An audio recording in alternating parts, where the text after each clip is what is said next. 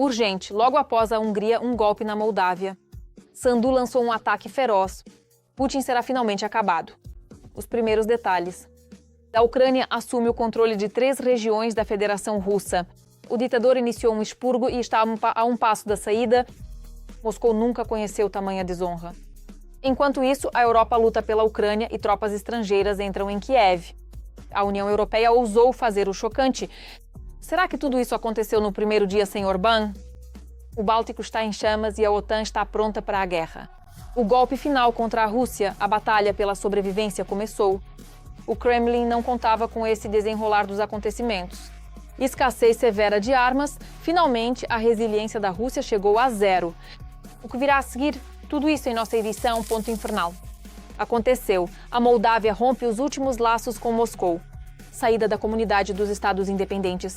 O veredito anunciado a Putin diretamente em seu gabinete. A antiga influência desmorona diante de nossos olhos. Maia Sandu vestiu as luvas políticas e desafia o ditador russo para um duelo. A Transnistria está em jogo. Agora, ataques sem aviso prévio. O início da fase explosiva. A libertação da região está ao alcance das mãos. Os trunfos nas mãos da Moldávia parecem estar apenas começando o seu jogo feroz. Como será a partida decisiva? Vamos ver. Adeus, Rússia suja! A Moldávia está finalmente saindo da comunidade dos Estados Independentes. A presidente do país, Maia Sandu, assinou decretos rescindindo os acordos da comunidade dos Estados Independentes.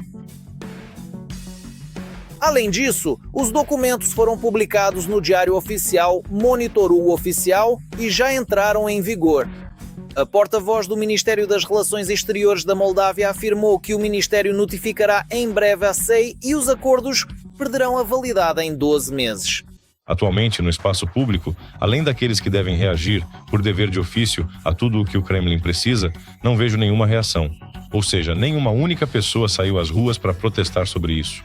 Nenhuma única pessoa, se considerarmos apenas as redes sociais de pessoas comuns, a reação também é nula. Eu diria até que um tanto satisfeita. Não é de se estranhar, dizem os analistas. Chisinau não obtém nenhum benefício desta união há muito tempo. Ou melhor, nunca obteve. A própria comunidade, criada como uma união de iguais, tornou-se desde o início uma associação de satélites de Moscou. E era impossível não notar isso. Para a Rússia, a CEI nada mais era do que um instrumento para manter as ex-repúblicas soviéticas na sua órbita de influência.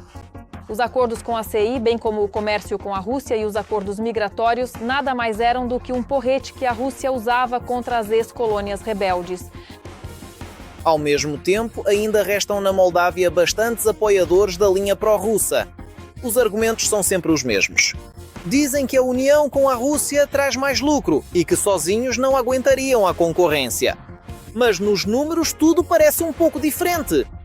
Segundo o Departamento Nacional de Estatística, em 2025, a fatia da CEI nas exportações da Moldávia foi de apenas 5,9% e a fatia da Rússia foi de apenas 2,8%, enquanto as exportações para a União Europeia passam de 60%. Outro argumento dos que amam Moscou são os recursos energéticos baratos dentro da CEI. Mas aqui também erraram. Eles só eram baratos para o Kremlin, que sempre atuou como intermediário comercial com os outros, apenas para lucrar em cima disso. O argumento da energia é um dos favoritos dos aliados russos, dizendo que ser da CEI nos dá acesso à energia barata, o que na verdade é mentira. E esse argumento cai por terra rapidinho porque a Moldávia, em todo o tempo na CEI, nunca teve acesso aos recursos naturais ou ao gás do Turcomenistão, Azerbaijão e Cazaquistão, que são bem mais baratos que o russo. Claro, pois essa é uma das principais formas de influenciar as ex-repúblicas soviéticas, algo que a Rússia sempre quis.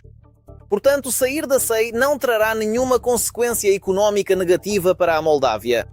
Ainda mais que o motivo escolhido por Chisinau é inquestionável.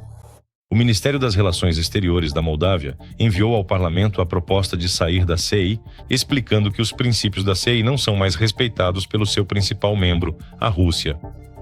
Especificamente, a Rússia se recusa a reconhecer a integridade territorial e as fronteiras de seus vizinhos, inclusive membros da CEI. Um argumento extra para o governo da Moldávia foi a situação com a Armênia, dizem os especialistas. Depois disso, ficou claro para todos que não dá mais para tentar agradar aos dois lados. Agora, quando o premier da Armênia, Pashinyan, esteve em Moscou com Putin, Putin deixou claro que é impossível estar na CEI e na União Europeia ao mesmo tempo. Embora as forças pró-Rússia na Moldávia tenham nos dito por décadas que, bem, por que não ser amigo de ambos, ser uma ponte entre o leste e o oeste, viver nessa ponte que seria maravilhoso. E agora o líder espiritual deles, o líder da Rússia, o Ayatollah Putin, diz que não, que é impossível, que ou é um ou é outro. A Moldávia escolheu seguir para o oeste, sobre o que a Rússia já declarou que as coisas não são tão simples assim, e que, pelo estatuto, um país não pode sair da União por decisão própria. De acordo com o artigo 9 do Estatuto da CEI, o Estado deve notificar por escrito o Comitê Executivo da organização 12 meses antes sobre a intenção de sair da comunidade. Depois, será definida a data de início desse prazo de 1 ano e começará o processo de revisão dos acordos e decisões da CEI dos quais o Estado que está saindo faz parte. No entanto, as situações em que a própria Rússia violou os estatutos e regras do acordo já são incontáveis. Portanto, as queixas contra Chisinau, acreditam os analistas, continuarão sendo apenas a histeria de Zakharova no palanque. Até porque, para onde a Moldávia está indo, ela já é esperada. E estão prontos para ajudar. A Moldávia fez isso para se alinhar à política externa e de segurança comum da União Europeia, o que é, sem dúvida, um passo muito positivo e a escolha certa do povo moldavo, pois não se pode confiar na Rússia. Por isso, continuaremos a apoiar a Moldávia em todos os seus esforços no caminho para a Europa. Um dos aspectos desse caminho é a Transnistria. A nível estatal, já foi tomada a decisão de reintegrar a República ao seio do país. Como solução temporária, propõe-se uma gestão externa da região pela União Europeia. E parece que, após a intervenção europeia, esta ilha moldava da URSS escolherá rapidamente onde é melhor viver. É difícil de acreditar nisso. As últimas decisões de Putin, uma mega limpeza de seus próprios territórios, o ditador começou pelas regiões fronteiriças, Bryansk, Belgorod e Kursk. Estão passando para o controle da Ucrânia. As forças armadas da Ucrânia iniciaram um processo irreversível. O homem do bunker está eliminando seus próprios sem piedade. A opressão especial na região de Kursk ainda não deu trégua a Putin. Isso sim é uma sensação. Moscou não aguentou a pressão, não haverá desfile, a propaganda escreve cartas de despedida à capital. A febre chegou bem perto do Kremlin. Os primeiros detalhes a seguir. Começaram limpezas em larga escala na Rússia. Claro, isso é uma catástrofe. E isso já não é sobre a luta contra a oposição. Os seus próprios estão na mira. Aqueles que até ontem eram considerados o pilar do sistema de Putin. E eles simplesmente vão morrer. Os governadores das regiões fronteiriças estão sob ataque. Aquelas mesmas onde a guerra já chegou há muito tempo, não pela TV, mas na realidade.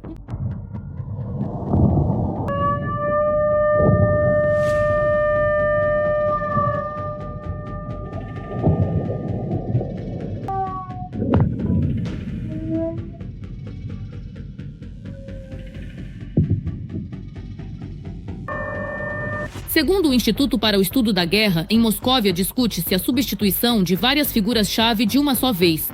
O governador da região de Belgorod, Vyacheslav Gladkov, o chefe da região de Bryansk, Alexander Bogomaz, e o líder do Daguestão, Sergei Melikov. O Kremlin pode estar transformando funcionários locais em bodes expiatórios por seus próprios fracassos em reagir adequadamente à invasão ucraniana na região de Kursk em 2024 e as incursões transfronteiriças em 2023 e 2024. Instituto para o Estudo da Guerra. Anteriormente, o governador da região de Kursk foi removido de forma semelhante. Agora o Kremlin vai além. Já se fala em uma reformulação total do poder nas regiões que fazem fronteira com a Ucrânia.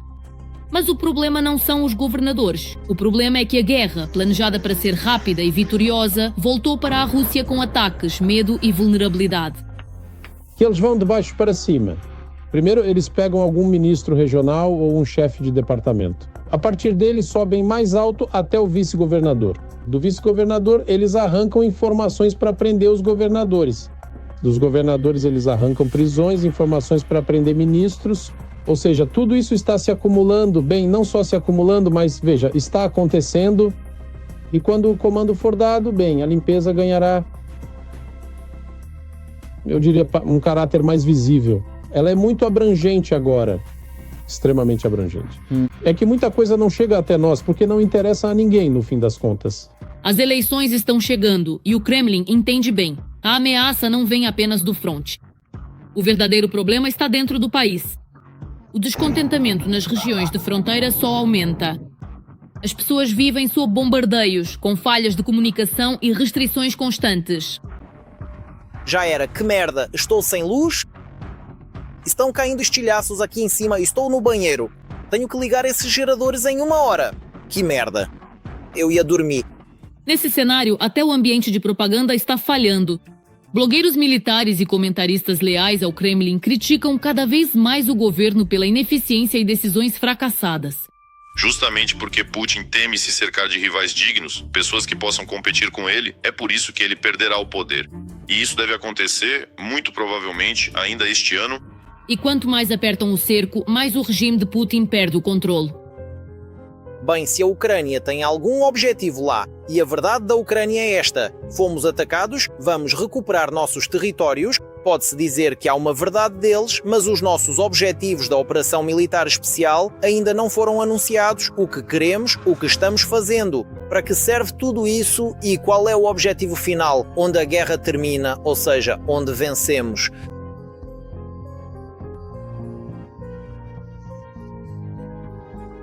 Isso não foi dito.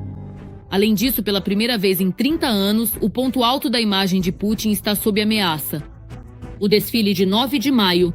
O motivo do cancelamento do desfile pode ser a ameaça do uso de novos mísseis que o inimigo talvez possua, uma certa quantidade com a qual, grosso modo, eles poderiam atingir os participantes do desfile. Além disso, tenho a mesma informação vinda da cidade de São Petersburgo. Em Moscou, a parte aérea já foi cancelada. Os ensaios das unidades terrestres estão sendo encerrados. E parte dos participantes do desfile está retornando aos seus postos até novas ordens. E se os drones levam várias horas para chegar a Moscou, os mísseis de cruzeiro e balísticos voam muito mais rápido. No caso da balística, a contagem é de cerca de 10 minutos. E imaginem, no momento do desfile, em posição de sentido, um alerta de mísseis é anunciado. E então, o que vai acontecer? Bem, é claro, a imagem vai ser cortada. Entendem? O que vai acontecer na praça e ao redor dela? Acho que o Putin fará o impossível para que o desfile aconteça de alguma forma. Para o Putin, pelo que entendo, isso é algo realmente emblemático. Então, algum desfile haverá, mas como será mostrado e apresentado? A propaganda russa, isso já é uma questão totalmente diferente. E o que ontem podia ser escondido pela frase "tudo corre conforme o planejado", hoje torna-se uma sentença para o sistema de Putin. Tropas estrangeiras estão entrando na Ucrânia em caráter de urgência. Todas as dúvidas desapareceram. As primeiras declarações que dão calafrios. França e Grã-Bretanha lideram destacamentos inteiros de soldados.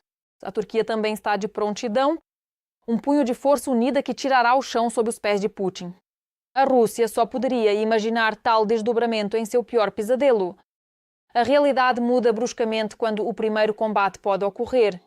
Previsões chocantes a seguir. Contingente estrangeiro na Ucrânia. Será que os países da União Europeia ousarão ir contra a vontade de Putin? A própria presença de um contingente estrangeiro perto das fronteiras da Rússia é uma derrota para Putin, primeiramente, dentro do país. Afinal, a chamada Operação Militar Especial, com suas perdas multimilionárias, foi iniciada pelo Kremlin supostamente para se proteger da OTAN. E agora, essa mesma OTAN pode acabar na fronteira com a Rússia. Primeiramente, é preciso entender que tudo dependerá dos riscos que surgirem. E claro, a Europa, digamos assim, ora surge o desejo de enviar tropas para a Ucrânia, e Emmanuel Macron, presidente da França, falou disso várias vezes, ora esse desejo desaparece. A ideia de envolver tropas estrangeiras na guerra russo-ucraniana surgiu depois que a Rússia trouxe para o fronte cerca de 10 mil soldados da Coreia do Norte. Não será na linha de frente, não espero um posicionamento na linha de frente. Mas ao mesmo tempo, porque esse cenário também é interessante para a Ucrânia, porque permite liberar certos recursos para a realização de operações. Afinal, todos nos lembramos da Operação de Kursk e do que estava na base dela. Que o presidente da Bielorrússia, Lukashenko, disse: "Eu lhes garanto que a Bielorrússia não atacará a Ucrânia, pois calculamos as consequências para nós." A Grã-Bretanha e a França são as mais ativas na discussão sobre o tema das tropas. No entanto, a posição deles não é totalmente clara. A Turquia e a Suécia também não se opõem a enviar suas tropas para a Ucrânia. Se por outro lado, num cenário alternativo, a União Europeia enviar suas tropas, ou digamos, países da Europa, a Grã-Bretanha não está na União Europeia, enviarem suas tropas para a Ucrânia, isso criará uma pressão adicional sobre a Rússia. E se a Rússia tiver planos de atacar um dos países da União Europeia, eles serão forçados a revisar, porque países da UE já estão na Ucrânia. E aqui, se a Rússia dispersar seus esforços para atacar um país da UE, pode sofrer uma derrota na Ucrânia. Os oponentes da ideia de enviar tropas para a Ucrânia são os Estados Unidos, a Alemanha e a Polônia. Agora tem-se falado que pode haver tropas da França, pode haver tropas da Grã-Bretanha. A Alemanha disse que não, que suas tropas não estarão lá. Mas aqui é preciso entender que, hoje em dia, a probabilidade de antecipação desempenha um papel importante. Em 2026, já se fala que em 2027 haverá um ataque da Rússia a países da União Europeia. Dentre as mais reais, o possível envio de tropas da UE após a conclusão de uma trégua.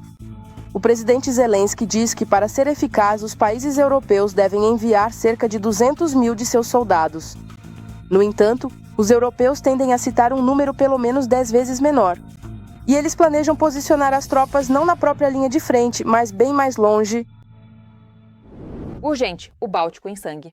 Nova guerra. Putin transformou a Estônia em moeda de troca. As tropas do minúsculo país estão em alerta de combate. Início da defesa. Narva é o epicentro do confronto. O Kremlin pressiona ao máximo, esperando finalmente arrancar um pedaço de terra. Mas será que esse desejo não se tornará mortal para o próprio ditador? Nos primeiros detalhes a seguir, não perca! As brincadeiras acabaram. A Estônia está se preparando seriamente para a invasão dos ocupantes russos. Eu sei o quanto esse trabalho é grande e quero agradecer a todos que o organizaram e realizaram em um nível tão alto. Tallinn já está se preparando para o pior cenário possível de invasão, caso o país venha a ser totalmente isolado por ar, mar e terra. O que podemos fazer nesta situação para evitar que isso aconteça? Resumindo, sim, dar um golpe preventivo e quebrar a vontade política da Europa de construir o Quarto Reich. Um golpe preventivo contra uma suposta Polônia? Não. Precisamos de algo mais simples para começar. Por exemplo, tomar a cidade de Narva, cruzar a ponte dos países da OTAN, e nada acontecerá, mas isso fará com que a vontade deles se quebre. Temos que quebrar a vontade deles. Se o Kremlin pretende quebrar a Estônia através de seu principal posto avançado do mundo russo, a cidade de Narva, na fronteira com a Federação Russa... Vou lhes contar agora de onde o ataque à Estônia está sendo planejado. Ou melhor, para onde o ataque à Estônia está sendo planejado. O objetivo da Federação Russa, o chamado objetivo que aparece em várias investigações é Narva, uma cidade na periferia da Estônia. Trata-se da criação da República Popular de Narva, RPN. Segundo a inteligência da Estônia, é nesta cidade que Putin e seus generais de papel planejam criar um posto avançado para avançar nos países bálticos. Dos seus 50 mil habitantes, 90% falam russo. É perfeitamente óbvio que, digamos que a base jurídica para um ataque a Narva ou Daugavpils está pronta. Desde o final do ano passado, o Kremlin tem espalhado abertamente ideias de criar uma República Popular de Narva na fronteira da Estônia. Ao mesmo tempo, Putin e seus estrategistas políticos usam as mesmas narrativas de antes no leste da Ucrânia, em Luhansk e Donetsk. Os russos celebram o 9 de maio, o Dia da Vitória, enquanto nós celebramos o Dia da Europa. E bem na outra margem do rio, eles constroem um grande palco com telões e outros equipamentos, alegando celebrar sua vitória, o Dia da Vitória em Ivangorod. Mas todos os telões estão voltados para a Estônia. Todos os telões estão virados para Narva. Segundo a contra-inteligência estoniana, desde o início de 26 de março, a Rússia começou a reforçar o sentimento separatista na região. No entanto, a nível oficial, o Kremlin garante que o país báltico não corre perigo algum. Inventaram que a Rússia quer atacar a OTAN. Vocês ficaram loucos de vez ou o quê? São burros como esta mesa? Quem inventou isso? Isso é bobagem. No entanto, pouco antes da anexação da Crimeia e antes da invasão em grande escala da Ucrânia, Putin também convenceu o Ocidente de que não planejava ataques militares, mas quebrou suas promessas. Provavelmente ele fará o mesmo desta vez, a menos que a falta de recursos o impeça.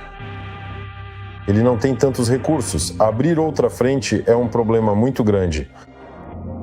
Se Kiev, em 3 dias e colunas de 50 a 100 quilômetros de extensão ainda eram possíveis em 2022, agora elas são provavelmente impossíveis. Se Putin quisesse, ele teria feito isso antes, teria feito fisicamente antes. Portanto, uma repetição do cenário da Crimeia em Narva é improvável, garantem especialistas militares, pelo menos até hoje. Quando se fala em homenzinhos verdes, não é muito realista. Nossos serviços de segurança têm uma ideia clara do que está acontecendo além de nossas fronteiras. No entanto, a Estônia está se preparando seriamente para uma ocupação russa. De forma eficaz e, o mais importante, por tanto tempo quanto a Ucrânia. Comparada às forças armadas da Ucrânia, ela dificilmente resistiria ao exército de Putin. Por isso, o minúsculo país báltico se prepara para aguentar pelo menos 30 dias. Isso já foi oficialmente incluído na estratégia de segurança atualizada. Para as pessoas comuns, a exigência também aumentou. Dizem a cada habitante da Estônia, na prática, esteja pronto para viver pelo menos 7 dias sem ajuda. Na Estônia, agora, neste momento, há apenas 8.000 militares na ativa. Cerca de 100 blindados de infantaria, uns 200 de transporte e acho 80 sistemas de artilharia. Repetindo, 8.000 pessoas. Bem, no total, 300 unidades de veículos blindados leves e 80 peças de artilharia. Essa é a quantidade que a Rússia pode perder em alguns ataques suicidas em algum lugar perto de Kupiansk. Mas não se deve esquecer que a Estônia é membro da OTAN desde 2004 e está integrada à aliança. E qualquer invasão em seu território será vista como uma agressão contra todo o bloco do Atlântico Norte.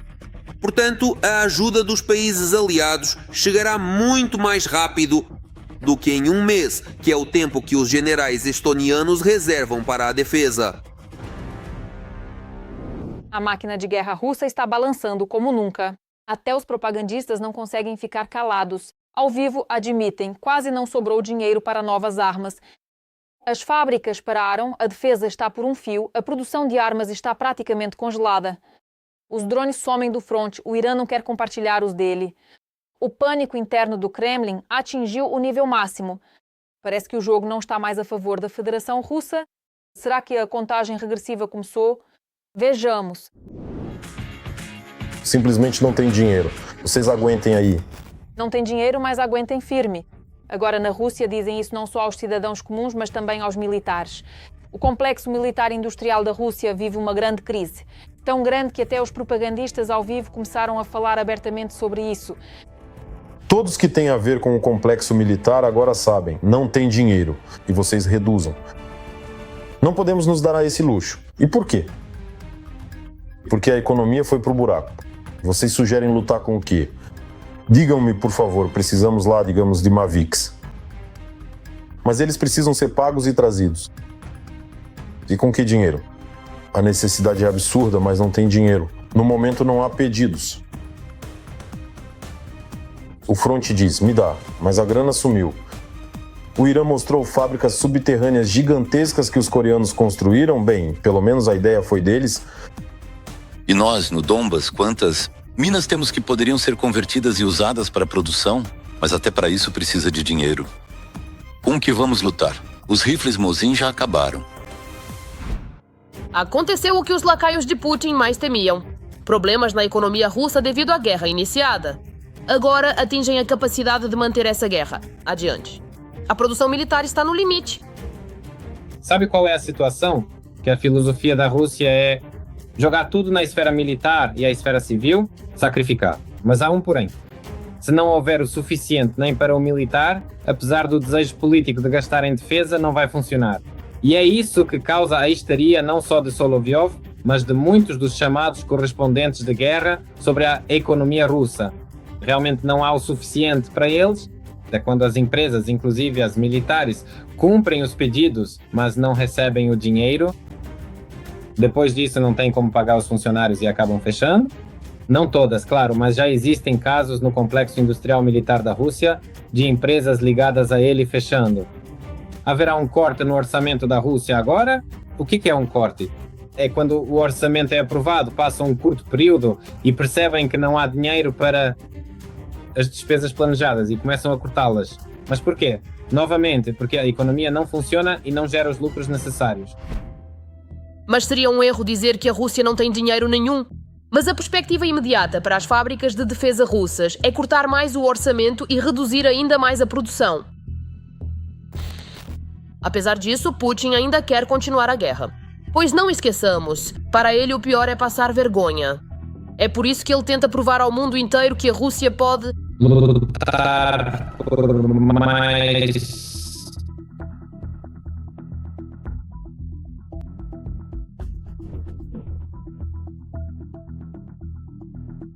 Durante muitos e muitos anos, isso continuou assim.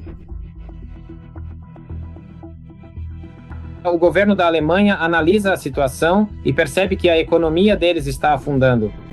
A economia não permite que você lute, ou seja, ou você não paga pensões e salários aos funcionários públicos, mas continua lutando, ou você se rende, mas mantém a capacidade da economia de existir. Quando você planeja muitos passos à frente, você certamente segue o caminho da Alemanha na Primeira Guerra Mundial. Mas quando você não planeja, você se comporta como a Rússia agora.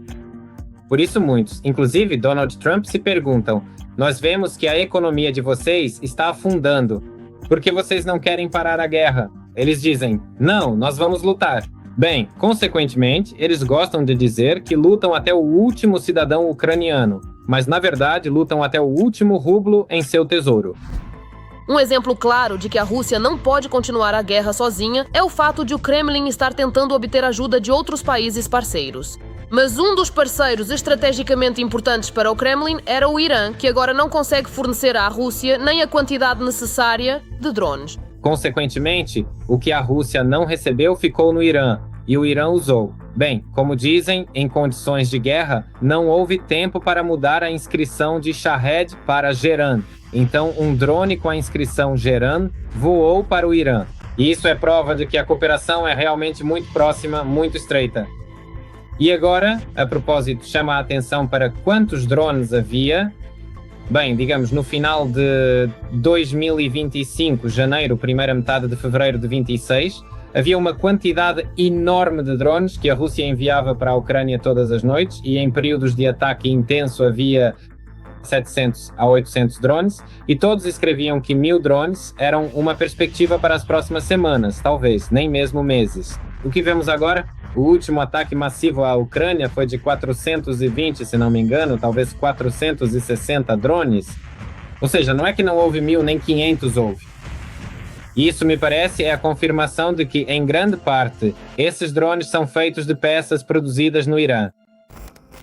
A Rússia queria ganhar vantagem na guerra contra a Ucrânia, mas acabou que continua perdendo.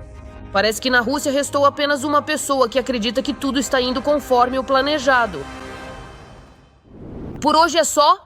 Eu sou Darina Hutskalo. Mais notícias bombásticas em nossa próxima edição. E por enquanto não se esqueçam de se inscrever e deixar o seu like. Até a próxima!